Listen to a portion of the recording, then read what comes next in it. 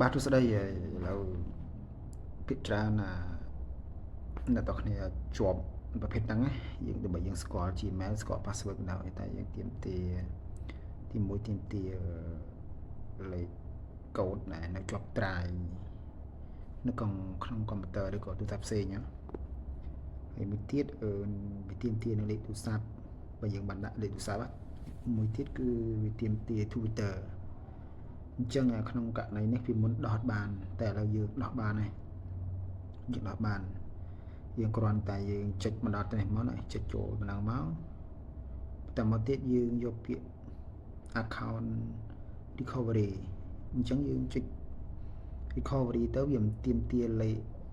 បើយើងដាក់លេខទូរស័ព្ទវាផ្ញើកូដតាមទូរស័ព្ទហើយអញ្ចឹងបើយើងដាក់ Gmail វាផ្ញើលេខកូដ Gmail ណាបន្តមកទៀតយើងនិចទៀតវានឹង scan មុខយើងហើយ scan ដូច AVA អញ្ចឹងណា AVA យើងភ្លេច password អញ្ចឹងយើងដាក់យើងបាន scan មុខអញ្ចឹងវាឲ្យយើងងាកឆ្វេងឡើងលើងាកស្ដាំនោះវា approve ហើយអញ្ចឹងទោះបីយើងបានចាក់ Twitter ក៏ដោយក៏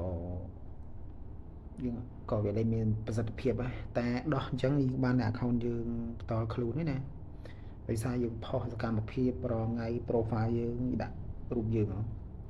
អញ្ចឹងយើងវា approve អ្នកធ្វើ MMO វិញគឺពិបាកដែរ account គាត់ដាក់រូបផ្សេងអញ្ចឹងវាពិបាកតើតែមានក្បាច់មួយទៀតវាក្បាច់ដែរយើងខ្លាញ់បន្លំអត់ដាក់ញ៉ាំបានណាអានឹងក៏អាចដោះបានដែរតែភាគរយគឺតិចដែរតែបើរបៀបថ្មីនេះយើង scan មុខយើងគឺ 100% ដោះបានពួកខ្ញុំធ្វើបានហើយអញ្ចឹងបើសិនជាអ្នកនរគ្នាជាប់ប្រភេទអញ្ចឹងអីធ្វើក្បួនហ្នឹងដំបានមកវិញអរគុណច្រើនមានអីខ្ញុំអាប់ដេតបន្ថែមទៀត